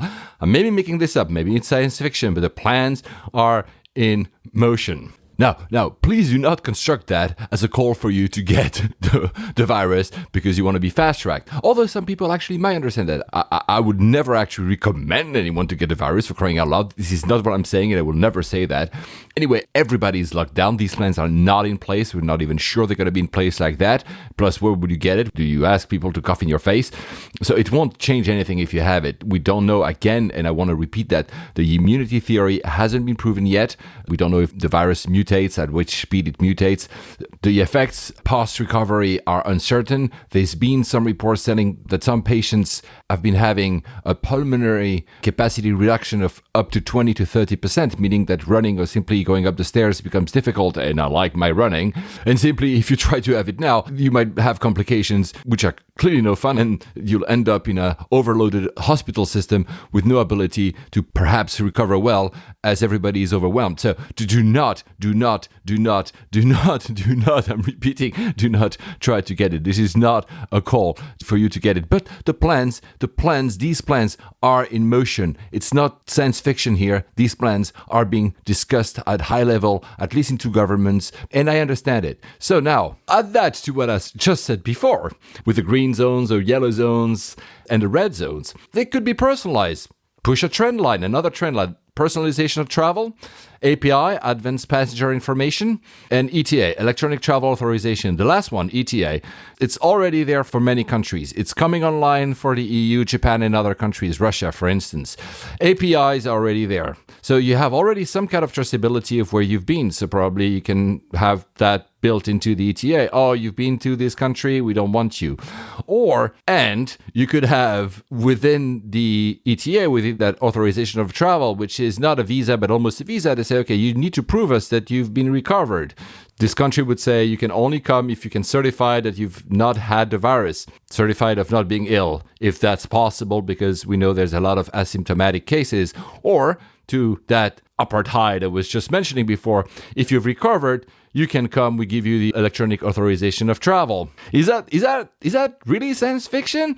I'm not sure. It adds to the friction of travel. So not everybody will be able to travel, not only not to all the destinations, but also within a destination, not everybody could actually travel. Let's push it even forward. We say data tracking. GDPR is already going out of the window here in Europe. They could require some kind of access to phone geolocalization, either for your past geolocalization, where have you been in the past 14 days. We know that in some countries, so Switzerland, for instance, they locate anonymized phone data to see if there are clusters of people. They just want to avoid gatherings. What prevents any state to say, we want to make sure where you've been in the past 14 days, but this is certified by your smartphone. So you have to give out this information to the airline of the country, because the airline will simply abide by the rules of the country of destination. We know that deals are being made in the UK already between mobile operators and the government, because they also want to do some tracing programs, which is how, by the way, South Korea was able to apparently have a success in this battle against the virus. They do very heavy track and tracing. They look at your entire history, who you met, who you haven't met, where you've been, to being able to isolate people that may be in danger of getting the virus, of those who might be infected without knowing it, and isolating only those ones and letting everybody else be in society. So they're using already track and tracing programs that might be extended to asking everyone to download an app. This is what China is doing by using super apps like the Tencent and the WeChat, etc. So in other societies, it could be like every citizen, every resident downloads an app, shares geolocalization, because this is how we can actually make sure that you are tracked and traced. I mean, why wouldn't these programs being implemented on a larger scale at destinations, at airports? Oh, you want to visit our country? Download this app, share the geolocalization data. Whilst you're here, we can track and trace you whilst you roam around our country. And then the airlines are forced to follow suit, because airlines, like it is for immigration statuses, they just follow the rules of countries.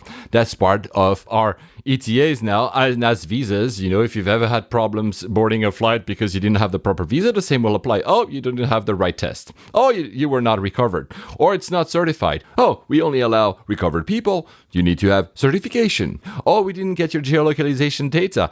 I mean, it's there. And before basically the grounding of the world's airlines, there were countries that were already requesting tests to entry. Cyprus, I know it's a small country. I used to live there. Cyprus said, no matter if you're a Cypriot national or if you're a foreigner, if you want to enter Cyprus, you need to show a test that tells us you don't have the virus, which obviously proves impossible because right now there's not enough tests, so you cannot just get tested and being able to fly. So basically they lock down the island.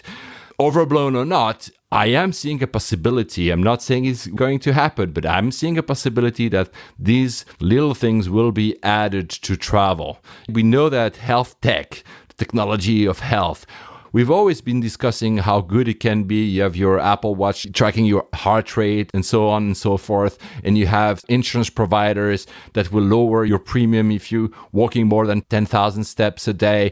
All these little things, when you add them up, at some point create this world when health tech dictates your movements. Can you go out of your home? Can you travel? Can you enter a country? This is not fully science fiction. Again, it depends on how long this crisis goes for. If it's 3 months, which I don't believe so, it can come back to normalcy quicker. However, if it drags on for 18 months and countries have to understandably open their borders to reboot economies, they might implement stuff like this. It will not be anymore a simple paper form like you see in Asia.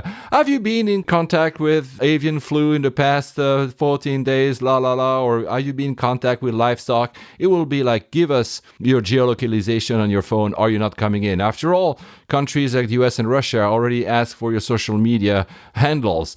Is it really science fiction to think that these won't be added? Honestly, I'm not sure.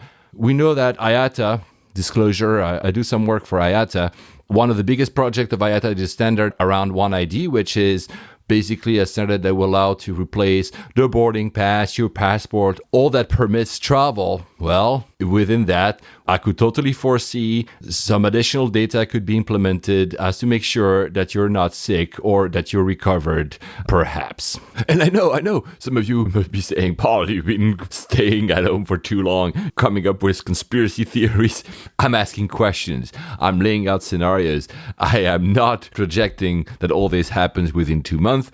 However, I state this is a possibility, which obviously leads to the cost of travel. If all this is added up, so is that the end of ultra low cost long haul travel? I don't know. Another thing that could happen, it could boost actually that ultra long travel, because some countries, some super hubs might be closed or might be too difficult, or some passengers will say, you know what, I'd rather actually go direct to a place where I'm sure I can get without hassle. So suddenly we won't see super hubs being as prevalent as they used to be, and smaller aircraft like the Dreamliner or the 350 could actually do very, very long haul, as people will want to avoid out of choice or out of necessity hubs for layovers. I mean, that will destroy the entire point of our title of this show. Again, really, guys, I'm not saying this will happen. I'm just here to lay out potential scenarios that, for me at least, are not completely out of the question. We could see travel being reshuffled because of some countries being still shut down, some other open, some tightening up rules of admissions that do not only are around your nationality or your residency, but also your state of health. I believe this is very much a possibility, especially if this drags on, as again, countries will want to reopen borders, will want to boost international trade again. Another trend line is automation. We know self-serve travel. We do a lot on our phone. We already require less people interaction within an airport. Well, if we need to keep social distancing for a while, this trend line could accelerate. Well, let's do like China, when you can do an entire travel experience without ever talking to anyone. Everything is facial recognition and scanning. Dubai, when I was there in February, I tried the full biometric path, as they call it. I didn't have any interaction whatsoever to go in or go out of the country. Passport scan, facial recognition, in. That was it, right? So let's say that you don't even want to do passport scanning because you're touching a surface and that's probably infectious.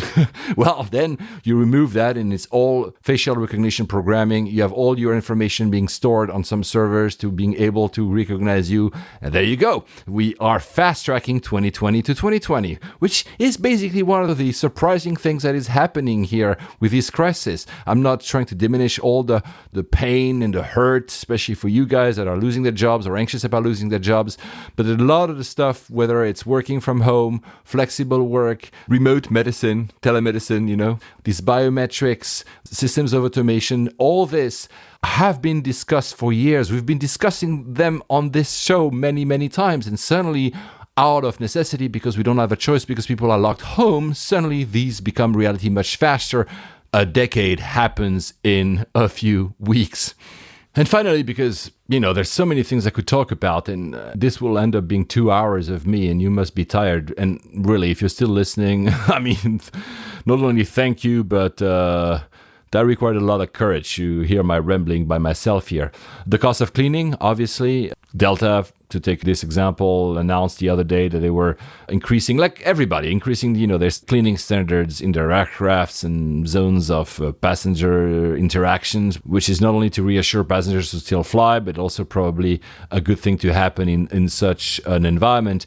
They call the program, I think, Delta Clean, and they will fog every aircraft before every flight and disinfect everything, a bit like we explained in the last episode about Emirates and all the airlines that were doing this when they were still flying. That might remain a cost for a while, not only to reassure passengers, but simply could be a requirement again. You might have heard about this whole debate whether or not this virus can survive on surfaces. Apparently it can. Again, cleaning of the aircraft and other zones of interactions with passengers. There is also this whole debate whether or not the virus can survive in the air. So, when you cough, you make droplets. So basically they go down with gravity. And aerosol is this theory that it can basically sustain and fly in a way in the air for a little while. The data is noisy. I'm no scientist here to tell you whether or not it's the case.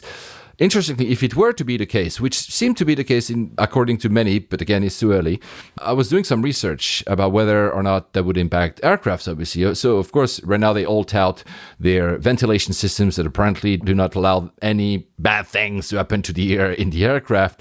It's an old example, but I don't think it's totally irrelevant. On March 14, 1977, so I know it's a long time ago, it was a 737 that was grounded for, I think, 3 to 4 to 5 hours because of some engine issues. And there was no ventilation in the aircraft. Well, what had happened, I think they were departing Kansas and landing in Alaska, if I'm not mistaken. And there was one person that had the flu, the regular flu. One person had flu symptoms. And within days, more than 70% of the other passengers also got sick. That would lead to believe that the virus, a flu-like virus, can sustain itself in the air, because if without ventilation, one person's sick and 70% of an aircraft gets sick, that could actually mean something. It's anecdotal. I'm not a scientist. I'm not an epidemiologist. But the reason I was able to find this example is because this is an example that was heavily used in the whole debate about whether or not smoking should be allowed in planes, as to how air circulates in a plane. So this is why this example exists. You can find references, I'm sure, online, as I did. And whilst it's not linked to what I just said, Alitalia, who's still flying, is implementing social distancing rules within the aircraft to limit the number of passengers. Lufthansa had been doing the same by removing the middle seat, so everybody's in business class, basically, in Europe. And strong rumors exist that Japan Japan, was limiting the access to the country, is requesting airlines to limit the load of passengers as well. So all this to limit infection with aircraft, but also the number of people that then need to clear the new sets of immigration rules and quarantine upon arrival. Add these two together, and maybe we'll have for a while, whenever air travel starts again, limited load factors by decisions of the states or per airline wanting to reassure the public. And talking about reassurance, I don't do that. I don't know if you do, but I have friends actually who are now cleaning every single part of the groceries when they are being delivered, from the vegetables in some disinfectant soup, I would guess, and wiping out all the items separately before they get access to their house. I don't do that. I don't know if it's overblown. I don't know if it's crazy, or I don't know if I'm naive. So now we will be seeing people, I don't know, cleaning their checked-in luggage when they come to the belt, or expecting airports to have cleaned them before they get to the belt. I mean, okay, this is going far too crazy. This is not what I believe will happen. But I'm literally asking myself, should I clean the banana before actually putting it in my house now? We're all becoming a little bit paranoid with this. I thought I was one a few months ago when I started thinking about this, and now I'm being overtaken by everybody else. Oh well, I hope I didn't create some anxiety. No, eat your banana. Bananas are always nice. Now, I think I'll stop, because I've done that for too long, and you must be bored. I said I'm not sure the airline industry would ever go back. It doesn't go back to me, but will ever be the same as before. I don't think it will. I think it will be smaller. I think it will take a long time to get to levels that will make people feeling that we are back to something, just because of the compounding effect of a massive economical crisis, of a massive financial crisis, of airlines probably having to fold, of travel experiencing more hassle due to this, of potentially having this drag on for 6 to 12 to 18 months. I really hope it's less. Honestly, I really do not wish any of what I'm saying about green zones and blah, blah, blah happening. I don't want to travel and have to certify some blood tests or whatever, or my geolocalization data. I was just trying to imagine what could be a new normal, because as human beings, we adapt to new normals very, very quickly without realizing. Had you said to anyone, no bottles of water past security, or no liquids above a certain limit, or remove your shoes, and etc., a lot of people would have thought this was a joke, and yet 20 years later, we're still with it. What I don't believe, however, and that's always the case in times of crisis, like a new man, a new planet will emerge, will be like completely different. That is not the case. I don't think that happens over such a short period of time with that type of crisis, because again, here we're not talking about half of the earth dying or something, but in the same way of the trend lines that I just mentioned, if you just accelerate the trend lines, you see where they go. Change happens in longer periods, over generations. The generation everybody talks about for the past 10 years is the millennials. You know, the millennials, sometimes we like to use that term here to poke fun at them. The millennials, that generation that creates a lot of anxiety and dreams, depending on which side of the debate you are. But if you look at what makes millennials, for instance, we say millennials are not loyal to brands, you know, as much as the older generation is, etc., etc., etc. All that stems from the dual crisis of 9/11 in 2001 and the financial crisis of 2008, because they were in a world where their parents or themselves were laid off very quickly after a crisis. So the company I work for has not a lot of loyalty towards me, because as soon as there's a problem, they lay me off. So why would I offer my loyalty back? Which created this new type of behaviors. And I'm oversimplifying for the point here, because I've already talked too much.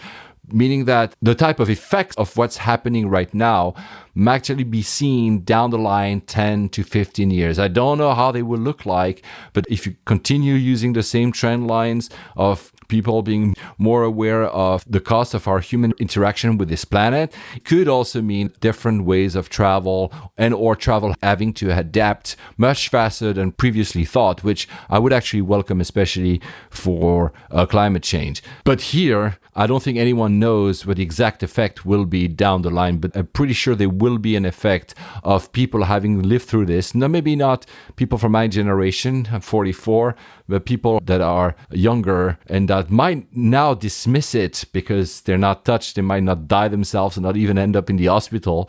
But the economical crisis that would follow might affect these because, you know what, most people, as soon, and that's, the crazy 20s after the Second World War, for instance, you have this feeling of freedom. Let's imagine that we're being locked down for 6 months, for 9 months. I don't believe 9 months, but let's put our minds to 6 months. You might disagree. Feel free to.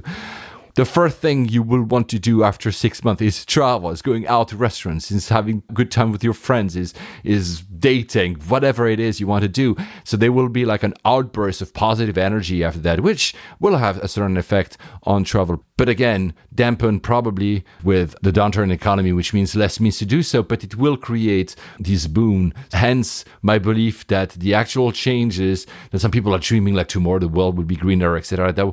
I'm not dismissing this. I'm just saying it will happen much later. There's always a lag between the effect of the change, the profound, the undercurrent of change. At least this is what I've been seeing with the research I've been doing for clients for years now. And I want to be clear, I'm not saying that out of virtue signaling. I hate that word. But of course, I'm guilty of being that jet setter whilst talking about climate change. Come on. I mean, I'm the first worst example. And values, more often than not, at least debating values, are at times a very rich person problem. Although when you think about it, we have cities sinking or airports sinking. So there is an effect, I believe, in climate change. And thus, there will be changes happening. And this might be an accelerant. Last but not least, to me, it's very important to me, beyond travel, beyond international travel, is this connection of cultures, of people with different creeds, nationalities, ethnicities, this ability to meet everyone. And the big question for me is, will globalization be different? That's the last trend line. We've seen globalization change already. We know it's happening already. And surely we've realized through that crisis a certain fragility in the system, because as soon as one country went down, China, supply chains were disrupted, and now the rest is going down. There's a domino effect. There's fragility into a system, so that will clearly make us change. How do we change international trade? How do we adapt to a reality? Because again, after every crisis, we do. On top of it comes a question about the essence of globalization. Some people are already trying to use it as more ways to close up. And that personally, of course, with my multiple backgrounds, my international perspective, some would call me a globalist, fine, whatever, please insult me. It's not an insult for me. This question is, for me, the big one. I don't think the world will unglobalize, but certainly is going to be a different globalization. And that to me will be both fascinating, a bit scary, as international travel will be different, globalization will be different. But for now, again, I want to restrict back to what I started with, which is, I hope you're fine. I hope you're taking care of yourself. I hope you're taking care of each other. I hope I didn't create too much anxiety, but some of the theories and some of the explanations I've given in this podcast, for I really want to empathize. And I say that with all my heart. I'm empathizing with, of course, my friends, my close friends, my family, those who are already suffering, those who are anxious. I hope you can manage your anxiety or will find ways to manage this anxiety. If you don't have it, it's fine as well. Please come back and listen to more regular episodes that we will probably do after this. I promise I won't do one of those soon, because it's no fun not having anyone to interact with. But I'm an optimist person. You know that. We can fix this. We will fix this. We will win this. But that doesn't change the fact that right now you might be experiencing negative thoughts. And I really want you to be kind to yourself, be kind to each other, and take care of yourself. For me, after this, I don't know. Of course, I'm not traveling now. I believe, as I just said, that we will travel again for sure. I like good resets. And by the way, that might influence some of the stuff I've said in this podcast. We all come in every crisis, in every judgment we make. We all come with our own baggage, with our own biases. And I have my own biases. I fully admit that. I like good resets. I've been through resets in the past. I've crashed startups and restarted again. So I'm I'm not saying I'm built for that, but I kind of love this kind of roller coaster type of life.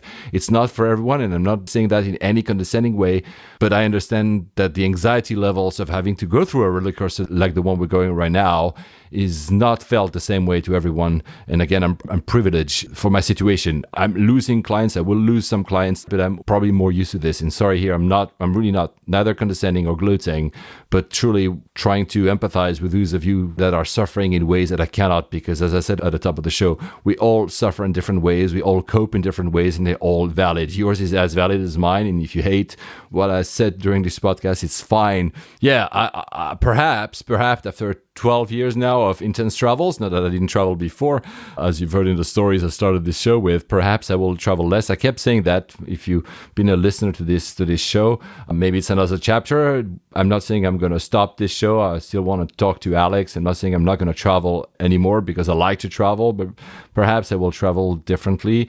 I keep boring you with that. I always took every single air travel as the last one. My last one, if it were today, would have been a very nice first class back from Dubai to London. So yeah, what can I complain about? But this isn't the end. And to say that we don't have a choice, to say that we will lose this is a failure of imagination. We will fix this. That's what we do as humans. And fear and anxiety are incompetent teachers. Hope is a much better teacher. Sometimes it's fluffy, but we can go forward. We will go forward. We are resilient no matter if we're anxious right now, if you are anxious right now. My personal take, and that's very personal, and that's why I'm staying home and just doing my one authorized run every day around the block. It's a bit boring listening to some of the other podcasts about aviation. So thank you guys for still putting them out. You're great. Is that one of the point of life for me is that if I can save somebody else's life, somebody else will save mine. And that's the whole point. That's why we're here, to save each other. Mortality gives some meaning to life, and travel clearly adds to the flavor. I don't know how to say that without sounding stupid, but all I see is kindness. When I meet somebody new, when I met some of you guys, I only see kindness. I only see smartness. I only see generosity. I'm immensely curious. This is why I travel. This is why I want to see people. This is why I fell in love with the machines that allows us to do that. I like greatness of spirit, and this is what I see. I'm too much of an optimist. This is probably why I believe with all my soul and all my heart that we'll fix this, and that travel will be all right. It will be a different type of travel. And I know that guys, you that work in the travel industry, guys that want to work in the travel industry, will do everything in your power to make this travel happen again. I know that. I trust you. I know you are the best, guys. And please be our heroes, you guys in travel, when we're able to travel back. And all of you, everyone, try to see kindness as well in others. Here I'm being condescending. Try to see kindness in others in these times. Stay curious, even if it's from home, and see greatness of spirit. People are great. You are great. We will fix this all together. And this is what I believe as a voyager, as an explorer. I want to see greatness. And greatness, well, right now is right there. You can see it. So, like many of you, last night, I clapped for 5 minutes to the NHS, our healthcare system here. I know clapping is just a signal, but I clapped. I shouted as my neighborhood erupted. And right now, you guys in the front lines in healthcare are my heroes. You are my heroes, and everybody who helps them doing what they're doing, having these difficult times, trying to save lives. You are our heroes. You know, when I moved in 2012 to London, we're a few months away from the Olympics. And there was this feeling, perhaps I imagined it, but this feeling of everybody coming together and going through one goal. And yeah, it was symbolic, but this is a time when we have to be together. This is a time when all av geeks like all of you guys and people in the industry, people outside the industry that love what you guys do in the industry, you all have to come together. I might have been crying alone on that seat 1C when I learned that my father had just passed away, but quickly it all became light, and the light was his light that he passed on to me, that I was able to carry, and I still carry. That friend who got knifed in San Jose de Costa Rica in 1997 when he was going out with that girl. Well, you know what? He ended up marrying that girl. They have 3 kids and they're still happily together, and they're still my best friends. That promise I made to the Chilean uncle Renato, to visit his home country Chile, that he was stalking me all night long during my jet lag. Well, Renato, I did visit Chile. I did go to Chile in 2011. And that summer of 1980, that shiny 747 that I saw, that was hope. That shuttle on top of it, it hadn't even seen space yet, but I had seen it. I had seen that future. I knew the future would never be the same for me when I saw that 747 and that space shuttle. And it will be a bright, shiny, chromy, laser beaming future. We will fix this. Chin up, be kind, stay home. We're together. Happy travels.